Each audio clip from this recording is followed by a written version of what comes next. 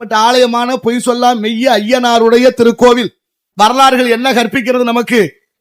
மிளகு வியாபாரம் பண்ண போனவங்க ஓய்வெடுப்பதற்காக தங்கி இருந்திருக்கிறாங்க. வேளாறு மகன் பூசை வைக்கும் போது மிளகு கிடையாது.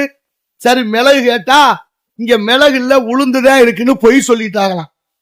மிளகு இல்ல உளுந்து இருக்குன்னு. சரி, அவங்க கண்டுக்கல. ஏதோ இருந்ததை வச்சு சாமிக்கு அர்ச்சனை பண்ணியாச்சு, பூஜை வச்சாச்சு. கொண்டு போய் விற்க போன இடத்துல போய் மூட்டையை பிரிச்சு பார்த்தா புறம் உளுந்தா மாறி போச்சான். எவ்வளவு பெரிய மகத்துவம் இருக்கு பாருங்க.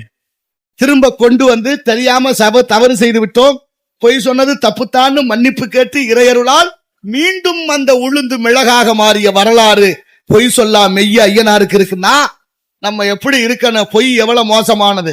கம்பர் ராமாயணத்துல பாடுகிறார், சூர்பனகை பார்த்து பொய் தங்கு நெஞ்சுடையாள் என்று. பொய்யை மட்டும் இறைவன் அல்ல யாரும் மன்னிக்க மாட்டார்கள். அதனாலதான் இந்த உலகத்திலே மிக மோசமானது பொய், களவு, சூது, வாது என்பார்கள். அதையெல்லாம் விடுத்து